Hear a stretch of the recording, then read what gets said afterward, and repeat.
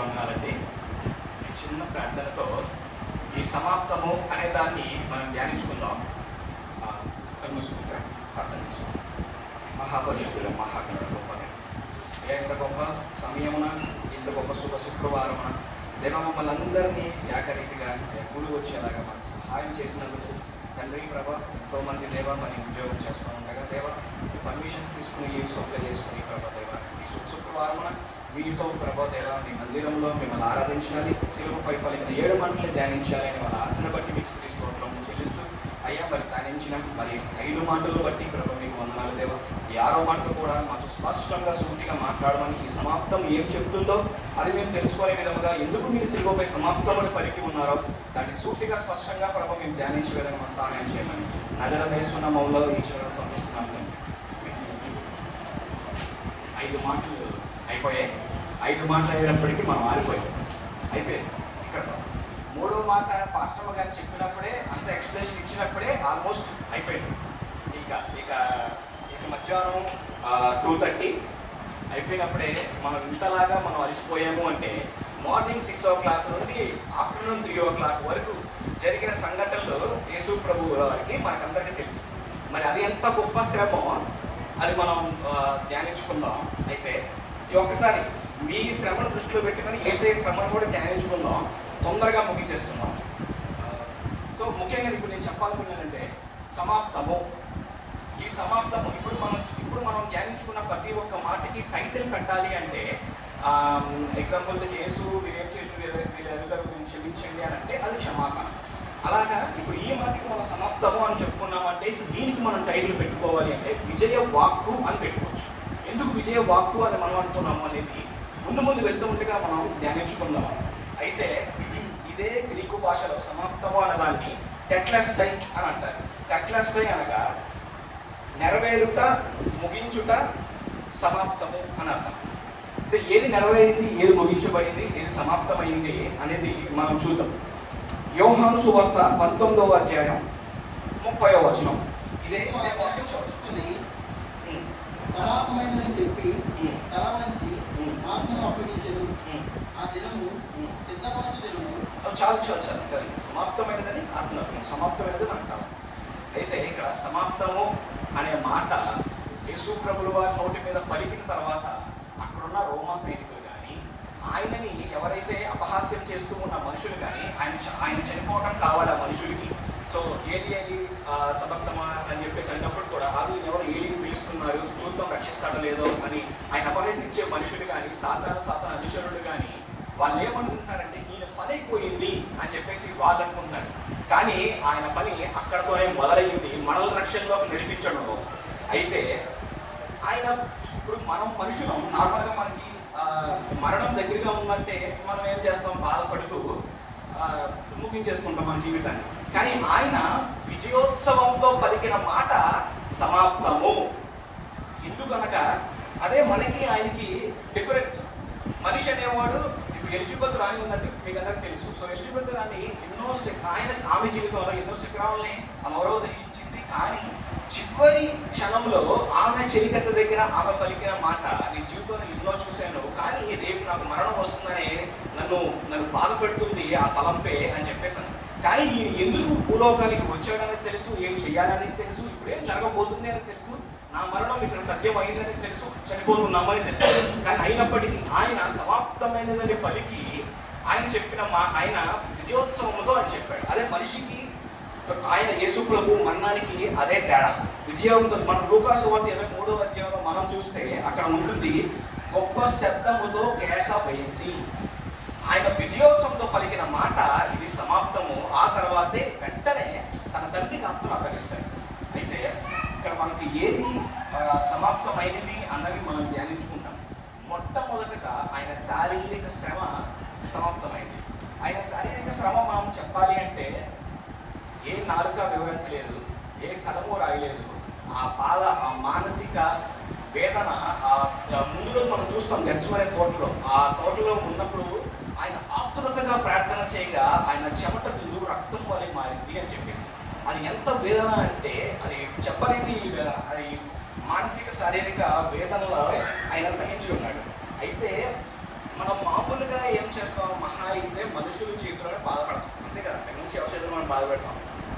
ఆయన మాత్రం అదేనంటే ఆయనకి మనకి తేడా తెలుసుకోవాల్సింది. ఆయన మాత్రం మనుషుల చేతులు నలగొట్టబడ్డాడు, సాతాను చేతిలో నలగొట్టబడ్డాడు, దేవుని చేతిలో నలగొట్టబడ్డాడు. అందుకే ఆయనకి పెట్టిన పేరు వ్యసనక్రాంతుడు అని చెప్పేసి. అయితే ఇక్కడ మనం మొట్టమొదటిగా చూద్దాం. నేనేం చెప్పాలనుకున్నానంటే, ఒకసారి ఆయనకి 6 o'clock నుంచి 3 o'clock వరకు జరిగిన ప్రతి ఒక్క శ్రమ ఆర్డర్లో వెళ్తాం. ఆ శారీరక సమయంలో మనం చూద్దాం. మొదటిగా యెషయా గ్రంథం 50వ అధ్యాయం 6వ వచనం. కొట్టువారికి నా వీసును అప్పగించింది, వెంట్రుకలు పెరిగివేయి వారికి నా చంపలను అప్పగించింది, ఉమ్మి వేయి వారికి అవమానపరచు వారికి నా ముఖము దాచుకోలేదు. చాలండి, చాలు. ఫస్ట్ ఆయన శ్రమ ఎక్కడ మొదలైందని చెప్పనా మీకు.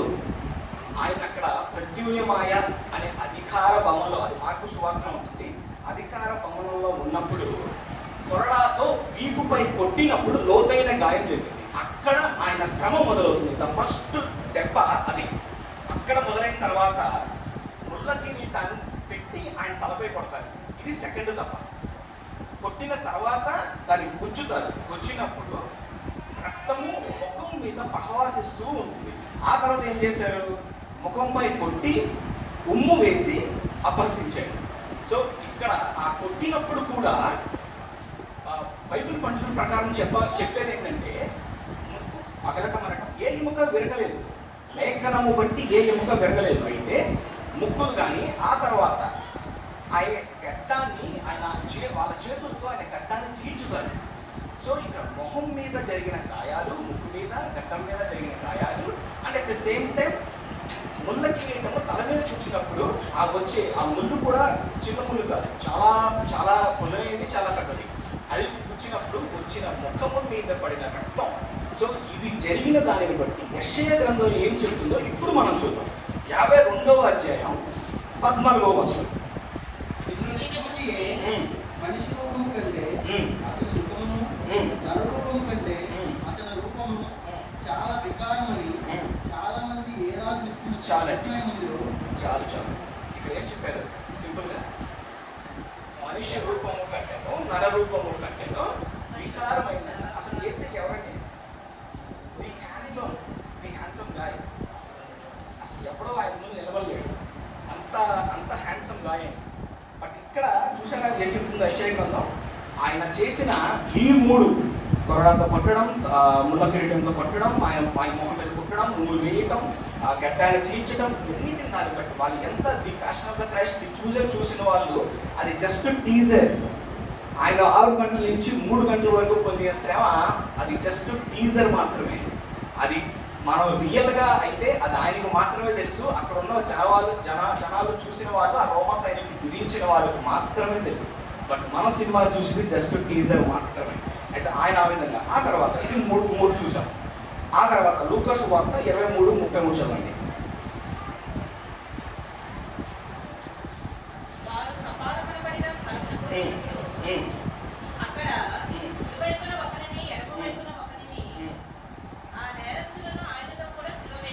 చాలండి, ఒక నిమిషం. ఇక్కడ మనం 3 చూసాం ఫస్ట్. ఇప్పుడు నెక్స్ట్ ఏం జరుగుతుంది? అక్కడ అంతా కొట్టేసిన తర్వాత ఫస్ట్ ముళ్ళ కిరీటం గుచ్చిన తర్వాత పిలాతు దగ్గర తీసుకువెళ్తారు. మళ్ళీ నాకు ఇతరుల పట్ల ఏమీ కనబడట్లేదు అంటారు. మళ్ళీ ఇక్కడ తీసుకువస్తారు, మళ్ళీ వాళ్ళు హింసిస్తారు. ఆ తర్వాత అక్కడి నుంచి విడుదల చేసి, ప్రత్యున్నతమైన అధికార భవనం నుంచి విడుదల చేసి యెరూషలేము వీధుల మీదుగా సిలువ మోస్తూ ఆయన తీసుకువెళ్తారు. తీసుకువెళ్ళిన తర్వాత పైకి కల్వరి కొండ మీదకి, గొల్గొతా అనే కొండ మీదకి వెళ్ళిన తర్వాత అక్కడ ఏం జరుగుతుందంటే మనకు తెలుసు. ఫస్ట్ సిలువపై వేసి చేతులకి కాళ్ళకి మేకులు కొట్టడం, ఆ తర్వాత ఆయన అంగీలు తీసి చిట్టి వేయటం, ఆ తర్వాత ప్రకటనలో బల్లెను కొడవటం, ఇలాంటివి ఎన్నో, 1, 2 కాదు, ఇలాంటివి ఎన్నో శ్రమలు ఆయన చేసింది. అయితే ఇది ఆర్డర్. సో ఫస్ట్ నుంచి చెప్పాలి అంటే ఇక ఇది ఆర్డర్. తన శారీరక శ్రమ ఎంత గొప్పది అంటే అది మనం మాటల్లో చెప్పలేం, ఏ కలము రాయలేదు. అక్కడ ఉన్నవారు సూటిగా స్పష్టంగా చూసిన వారు తప్ప మరి ఎవరు కూడా దాన్ని బైబిల్ గ్రంథంలో నుండి కానీ, బైబిల్ పండితుల నుండి కానీ, ఏ సినిమాలో చూసినట్టు కానీ అది మనం తెలుసుకోలేము. ఇది ఆయన పొందిన శ్రమ ఎంతో గొప్పది. ఆ శ్రమని ఒకే ఒక వాక్యంతో ముగిద్దాం. విలాప వాక్యములు 1వ అధ్యాయం 12-13.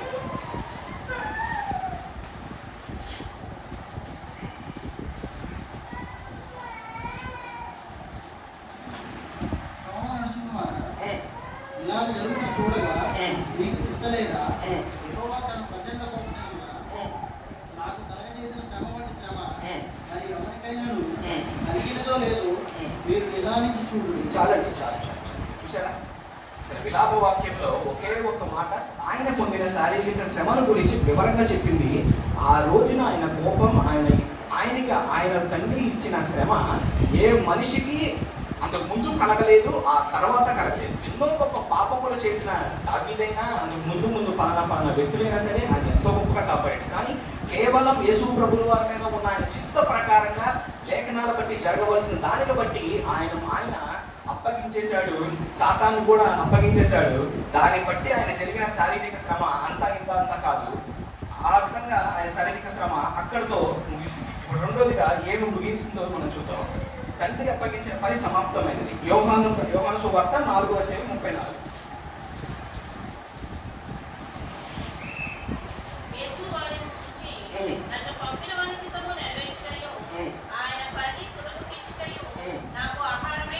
అంతేనండి, చాలు. ఇక్కడ మనం చూస్తే తండ్రి అప్పగించిన పని సమాప్తమైంది. ఫస్ట్గా శారీరక శ్రమ ముగిసింది. రెండోదిగా చూస్తే తన తండ్రి అప్పగించిన పని సమాప్తమైంది. ఆయన ఈ పరలోకాన్ని మహిమను విడిచి భూలోకానికి వచ్చింది దేనికి అంటే నశించే మనల్ని వెతికి రక్షించడానికి, మనకి రక్షణలోకి తీసుకురావడానికి. అది మాత్రమే తనకు ఆహారమై ఉన్నది. అది సమాప్తమైంది ఆ రోజుతో. మూడోదిగా ధర్మశాస్త్రం నెరవేర్చబడింది. ధర్మశాస్త్రం విధించే శిక్షను ఆయన భరించి మనందరి మీద ఉండవలసిన పాపపు రుణం ఆ రోజున కొట్టివేయడం అనేది సమాప్తమైంది. ధర్మశాస్త్రం ఆయన అధికారులతో చెప్తాడు, పరిసర అధికారులతో. కానీ గుణవర్త ఏం చెప్తాడు అంటే, నేను ధర్మశాస్త్రాన్ని కొట్టివేయడానికి రాలేదు, ధర్మశాస్త్రం నెరవేర్చడానికి మాత్రమే వచ్చాను అని. అవునండి, ధర్మశాస్త్రం నెరవేర్చేవాడికి ధర్మశాస్త్రం కొట్టే అధికారం కలదు. సో అట్టి విధంగా ఆయన ధర్మశాస్త్రం కింద ఉండే ప్రాయశ్చిత్త పాప పరిహార్థ బలి కానీ ప్రాయశ్చిత్త బలి కానీ మనం అర్పణగా ఏమిస్తాం చెప్పండి? పావురాన్ని కానీ, ఎద్దులను కానీ, గొర్రెలను కానీ ఎవరి స్తోమతను బట్టి వాళ్ళు అక్కడ అర్పించారు. యోసేపు ఏం తీసుకొచ్చాడు చెప్పండి? యోసేపు మరియాని మ్యారేజ్ చేసుకుని యోసేపు ఏం తీసుకొచ్చాడు? పాప పరిహార్థ బలిగా పావురాన్ని తీసుకొచ్చాడు. అంటే వాళ్ళ స్తోమతను బట్టి వాళ్ళు తీసుకొచ్చుకోవాలి. ఇక్కడ విషయానికి వస్తే ఇక మీదట ఏ పశువులు కానీ, ఏ గొర్రెలు కానీ, ఏ ఒక్క పావురంలు కానీ ఆ రక్తము మనిషి పాపాన్ని కడగలేదు. కాబట్టి దేవుడు ధర్మశాస్త్రాన్ని ఆయనకి మనకి మోషే ద్వారా ధర్మశాస్త్రాన్ని ఆ రాతపూర్వకంగా ఇచ్చి విధుల్ని ఒక రాసి ఆ విధులు బట్టే ఈ మనుషులు నా కింద ఉన్న వారికి ఇది చెందవలసింది, ఇది జరగవలసింది అని చెప్పి ఒక విధినిచ్చి ధర్మశాస్త్రం కింద నడుస్తున్న మనుషులని ఆయన ఆ మొత్తం విధిని ఈయన తీసుకొని దాన్ని కొట్టివేసి మనకిచ్చింది కొత్త నిబంధన. అట్టి విధంగానే కొలస్సీయులకు రాసిన పత్రిక 2వ అధ్యాయం 13-15 చదువు.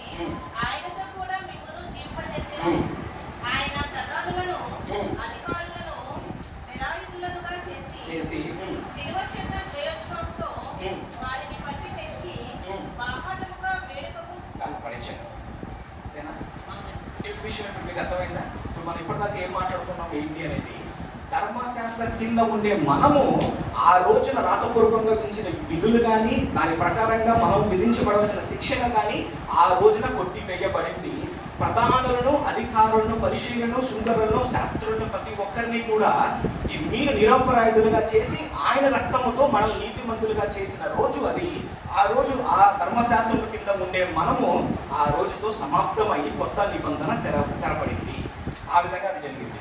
ఇప్పుడు నేనేమంటానంటే, ఇక మరి యొక్క దానికి ఎప్పటికీ కూడా యుగ సమాప్తి వరకు కూడా మన పిల్లలకి, మన పిల్లలకి, తరాలకి యుగ సమాప్తి వరకు బలి జరిగిపోయింది.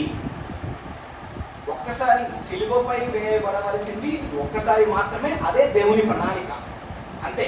ఇక రెండోసారి సిలువ అనేది లేదు, రెండోసారి సిలువ అనేది రాదు. అక్కడ మాత్రమే వస్తుంది, యుగ సమాప్తి మాత్రమే వస్తుంది. ఇప్పుడు మోషకి ఏం చెప్పాడు ఆయన? ఫస్ట్ టైం నీళ్ళు లేనప్పుడు మోషకి ఏం చెప్పాడు? వెళ్ళి బండను కొట్టు, నీళ్ళు ఇచ్చింది. ఎవరా బండ? యేసు క్రీస్తు. బండను కొట్టినప్పుడు అది సిలువ వేయబడటం అనేది ఒకసారి. రెండోసారి ఏం చెప్పాడు?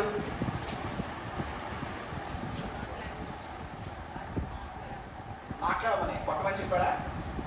అంటే సిలువ వేయడం జరిగిపోయింది. ఇక నువ్వు పాపము చేసినా, కష్టంలో ఉన్నా, ఇరుకులో ఉన్నా, ఇబ్బందిలో ఉన్నా, ఏదైనా సరే నువ్వు కేవలం ఆయన దగ్గరికి వెళ్ళి పశ్చాత్తాపడటమే, ఆయనని అడగటమే ప్రార్థన ద్వారా, అంతే తప్ప మళ్ళీ మన పాపాలతో సిలువ వేయకూడదు అంతే. అట్టి విధముగా ఒక్కసారి మాత్రమే ఆయనకి సిలువ వేయబడింది. అంటే మన యుగ సమాప్తి వరకు, ఆయన రెండవ రాకడ వరకు, మన పిల్లలు ఉన్నప్పటికీ కూడా అందరికీ పాపము ప్రాయశ్చిత్త బలి జరిగిపోయింది, పరిహార బలి జరిగిపోయింది ఆ రోజు. ఇక నాలుగోదిగా మనం చూద్దాం, సాతాను శక్తిని సర్వనాశనం చేయడం ఆ రోజు జరిగింది. ఇక్కడ మనకి ఒక వాక్యం నేను చూపిస్తాను. యోహాను సువార్త 12:31. ఇప్పుడు ఈ లోకమునకు తీర్పు జరుగుచున్నది. ఇప్పుడు ఈ లోకాధికారి బయటకు త్రోసివేయబడును. నేను భూమి మీద నుండి పైకెత్తబడిన ఎడల. చాలండి. ఇప్పుడు లోకమునకు తీర్పు తీర్చబడను, ఈ లోకాధికారి బయటికి త్రోసివేయబడను. ఇక్కడ చూడండి, యేసు ప్రభువు పరిచర్య స్టార్ట్ చేయక ముందే సాతాన్ని బయటకు వేసాడు దేవుడు. ఎందుకు వదిలేశాడో తెలుసా? ఆయన నీతి, ఆయన సంపూర్ణ శక్తి ఏంటో మనం తెలుసుకోవాలి, అక్కడున్న అధికారులు తెలుసుకోవాలి. సాతాను ఉన్నా సరే ఏమీ చెయ్యలేడు. దేవుని పని, దేవునిలో ఉండి దేవుని కోసం నిలబడిన వాడికి సాతాను పక్కన ఉన్నా సరే ఎవ్వడు కూడా ఏమీ చేయలేడు అనే దాన్ని యేసుక్రీస్తు సిలువ ద్వారా మనకు తెలియవస్తుంది. మనకి 1 పేతురు 5వ అధ్యాయం ఏం చెప్తుంది? వాడు ఇక్కడే తిరుగుతున్నాడు, సింహం వల్ల ఎవరిని మింగుతామా, దర్శిద్దామా, చూస్తామా అని చెప్పేసి అని చెప్తుంది. 1 పేతురు 5వ అధ్యాయం 8వ వచనం.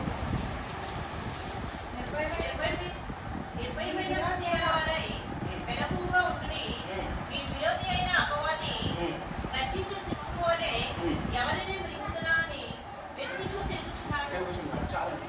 ఇక్కడ మనకి చూసినట్టు మనకు తెలుసు కూడా, పరిచర్య స్టార్ట్ చేసే ముందు 40 days ఫాస్టింగ్ ప్రేయర్ ఉంటారు యేసులో. ఉన్నప్పుడు ఫస్ట్ ఆయన దగ్గరికి వచ్చేది ఎవరు?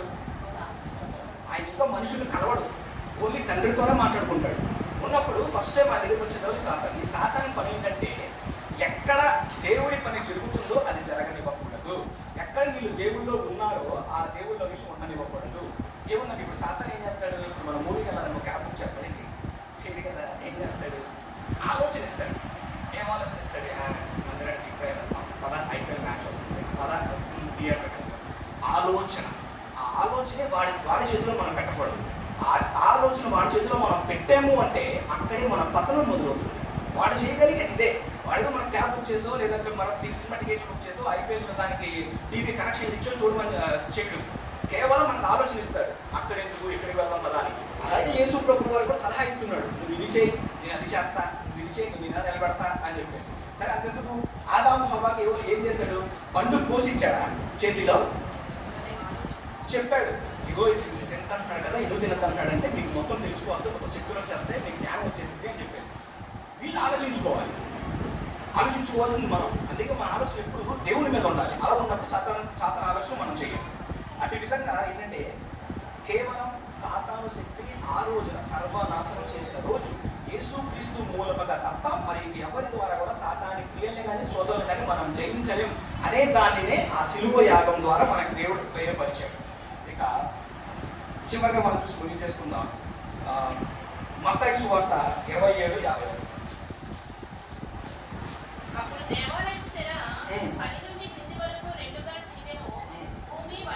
చాలండి. మనకి ఇక్కడ కావాల్సింది దేవాలయపు తెర మాత్రమే. అప్పటిదాకా మనం ఫస్ట్గా చెప్తున్నారు, మనం ధ్యానిస్తూ ఉన్నాం. ఆ మందిరంలో ఉన్నవి, ఆ అతి పరిశుద్ధ స్థలం, ప్రతి ఒక్కటి ఆ అతి పరిశుద్ధ స్థలంలోనికి వెళ్ళటానికి ముందు ఒక తెర ఉంటుంది. అతి పరిశుద్ధ స్థలంలోకి వెళ్ళటానికి కూడా అతి ప్రధాన యాజకుడికి మాత్రమే అర్హత.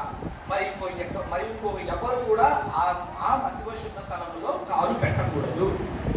అతి ప్రధాన యాజకుడు కూడా ఆ గర్భాలయపు దానిలో అతి పరిశుద్ధ స్థలములో పాపము చేయకపోతేనే కాలు పెట్టాడు.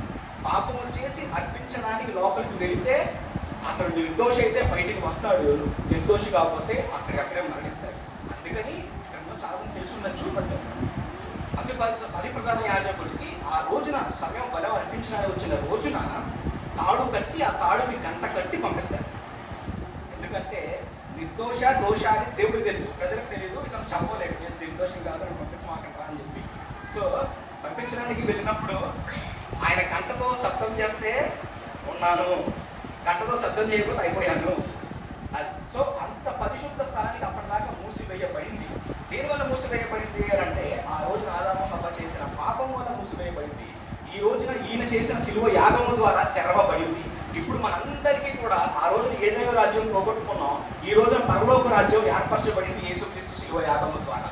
అదే ఆ దేవాలయపు తెర చెరగడానికి డైరెక్ట్గా మనం దేవునికి మనకి మధ్యలో ఎవరు లేదు, దేవుడే డైరెక్ట్ మనకి. ఆ విధమైన ఒక పరలోక రాజ్యం యేసుక్రీస్తు ద్వారా దేవుడి దగ్గరికి వెళ్ళటం, అదే పరలోక రాజ్యంగా ఆ రోజున ఏర్పడింది. ఇట్టి విధంగా ఈ శ్రమలు సమాప్తమయ్యాయి. శారీరక శ్రమ కానీ, తండ్రి అప్పగించిన పని కానీ, అలాగే ధర్మశాస్త్రమును ఆయన మీద వేసుకొని ఆయన సహించి దాని కింద విధించే శిక్షను ఆయన భరించి మన కొత్త నిబంధనలు తేవడం కానీ, ఆ విధంగానే సాతాను శక్తిని చేసి మనకు దేవుని డైరెక్ట్గా పరలోక రాజ్యం ఏర్పడటం కానీ, ఇవన్నీ కూడా ఆ రోజున సమాప్తమైనవి. అందుకే నేను మొదట ఒక మాట విజయ వాక్కు అని, అందుకే ఈ మాట నేను విజయ వాక్కు అని చెప్తాను. ఈ విధంగా దేవుడు మనల్ని అనిపించాడు. నేను ఒక్కటి చెప్పి కన్క్లూషన్ చేసేస్తాను. ఆయన తన పని సమాప్తం చేసి చాలా కాలం అయింది, అవునా? అలాగే రాకడి కూడా రోజులు దగ్గరయ్యాయి. ఈ 6 అనే మాట, ఇప్పుడు మనం చెప్పుకున్న మాట 6వ మాట. ఈ 6వ మాట బైబిల్లో 7వ సంఖ్య దేనికి సూచిస్తుంది? పరిశుద్ధత, సంపూర్ణం. అలాగే ఈ 6వ మాట సమాప్తాన్ని సూచిస్తుంది. ఎందుకు అంటే దేవుడు ఎన్ని రోజుల్లో సృష్టించాడు? 6 రోజుల్లో. 7వ రోజు విశ్రాంతి దినం కదా. ఇప్పుడు ఆదాము నుండి ఇప్పటి వరకు ఎన్ని సంవత్సరాలు? 6000 సంవత్సరాలు. దేవుని దృష్టిలో ఒక దినము, మరి ఇప్పుడు 6000 సంవత్సరాలు 6 దినములు, అనగా అంత్యకాలంలో మనం ఉన్నాం. 7వ రోజు వచ్చే ముందు, అది ఎప్పుడు వచ్చిందో మనకు తెలియదు, నేను దొంగ వలె వస్తాను అని చెప్పినప్పుడు 7వ రోజు రాకముందే మన రక్షణలో ఉంటే రక్షణ కాపాడుకోవాలి, పరిశుద్ధతగా లేకపోవాలి. లేకపోతే రక్షణలోకి మనం రక్షణ పొందుకొని దేవుళ్ళలోకి వెళ్ళాలి. అందుకే 1000 ఏండ్ల పాలన అని చెప్పేసి అన్నారు. ఈ 6000 సంవత్సరాలు ముగిసిన తర్వాత, ఎప్పుడవుతుందో మనకు తెలియదు, అంత దినంలో ఉన్నాం. ఇది ముగిసినప్పుడు 6000 సంవత్సరం అయిపోతుంది. అండ్ నెక్స్ట్ యుగ సమాప్తి వచ్చేస్తుంది, 2వ రాకడ వచ్చేస్తుంది. మనం రక్షణలో ఉండి పరిశుద్ధతను కాపాడుకుని ఉంటే దేవుళ్ళలో వెళ్తాం, లేదంటే నరకానికి వెళ్ళిపోతాం. ఆ నెక్స్ట్ 7వ సంవత్సరమే, 7వ రోజే 1000 ఏండ్ల పాలన. దేవుడి వాక్యాన్ని దీవించుగా. దేవుని నామానికి మహిమ కలుగును గాక. 6వదిగా సమాప్తమైనది. యేసుక్రీస్తు వారు సిలువలో పలికిన 6వ మాట సమాప్తమైనది. చక్కగా తెలియచేసిన సహోదరునికి సంఘపక్షంగా హృదయపూర్వక ధన్యవాదాలు తెలియచేస్తూ ఉన్నాను. ప్రపంచ చరిత్రలో 19వ శతాబ్దపు చివరిలో పురావస్తు శాస్త్రవేత్తలు ఈజిప్టులోని ఇసుక దిబ్బలను తవ్వగా అక్కడ ఆక్సిరికాస్ ప్రాపరీ అనేటువంటి పత్రాలు దొరికాయి. ఆ పత్రాలను గ్రీకు పండితులైనటువంటి మౌల్డన్ మరియు మిల్లిగా అనేటువంటి వారు వాటిని ప్రాచీన భాషల నుండి తర్జుమా చేసి చూడగా అవి ఏమిటయ్యా అంటే, అప్పటి ఇశ్రాయేలీలు పన్ను కట్టినవి లేదా అప్పు కట్టిన పత్రాలు అయి ఉన్నాయి. వాటి మీద రాయబడినటువంటి పదము ఏమిటయ్యా అంటే టెటెల్స్టాయ్ అనేటువంటి పదాన్ని రాశారు. అంటే యేసుక్రీస్తు శిలువలో పలికిన 6వ మాట గ్రీకులో టెటెల్స్టాయ్ అనేటువంటిది ఉంది. 19వ శతాబ్దంలో దొరికిన పత్రాల పైన ఉన్నటువంటి మాట టెటెల్స్టాయ్. ఇది ఎందుకు వాడారు అన్న విషయాన్ని గమనిస్తే, వాణిజ్యపరంగా బాకీ లేదా అప్పు పూర్తిగా రద్దు చేయుట, ఉన్నటువంటి బాకీ అప్పును కొట్టివేయటం. యేసు క్రీస్తు ఏ పాపాన్ని కొట్టివేయటానికి ఈ లోకంలోకి వచ్చాడో ఆ పని పూర్తయింది అని స్పష్టంగా అధికారంతో ఆయన బయలుపరచిన వానిగా ఉన్నాడు అన్న విషయాన్ని మనం ఇక్కడ జ్ఞాపకం చేసుకోవలసిన వారమై ఉంటూ ఉన్నా. అయితే యేసుక్రీస్తు వారు ఇంతకు మునుపు అనేక పర్యాయాలు ఆయన సంబోధించాడు. పాపాన్ని కొట్టివేసే అధికారం పరిశుద్ధుడైన దేవునికి మాత్రమే ఉంది. ఆయన ఏ పని నిమిత్తమైతే వచ్చాడో ఆ పనిని ఆయన ముగించాను, లేకపోతే సర్వ మానవాళి పాపాలను కొట్టివేశాను, నా పని పూర్తయింది అన్న విషయాన్ని ఆయన వెలువరుస్తున్నాడు. అయితే మరి ఒక మాట అన్నాడు, కొట్టివేయడం జరిగింది. ఆయన అన్నాడు, నీ పాపములను నేను ఎన్నటికీ జ్ఞాపకము చేసుకొనను. దేవుని నామానికి మహిమ కలుగును గాక. హల్లెలూయా. అప్పు చెల్లించేసామంటే ఆ పత్రం మీద కొట్టివేయబడినది అని అంటే తిరిగి అప్పిచ్చిన వాడు అడగడం. అదే రీతిగా నీ పాపాలు నా పాపాలు కొట్టివేయబడ్డాయి. ఎప్పటి వరకు అంటే ఇవి ఎప్పుడైతే రక్షణలోనికి వచ్చావో ఆ దినము వరకు కొట్టివేయబడ్డాయి. మనం ఎంతకపోతే గమనించాం, తెలియక చేసిన పాపానికి శిక్ష ఉంది, తెలిసి చేసిన పాపం తెలియక చేసిన పాపానికి శిక్ష లేదు, తెలిసి చేస్తే అది శిక్ష వల్ల నిర్ణయించబడింది. ఆయన కొట్టివేశాడు. ఒకవేళ ఇక్కను నీ పాపాలు కొట్టివేయబడిన స్థితిలో ఉంటే ఆయన దగ్గరికి వస్తే ఆయన సెలవు మీద ఏం చేస్తాడు అంటే నీ నా పాపాలు కొట్టివేసి ఆ పని సంపూర్ణమైనది అన్న విషయాన్ని ఆయన తెలియచేసిన దేవునిగా ఉంటూ ఉన్నాడు. దేవునికి మహిమ కలుగును గాక.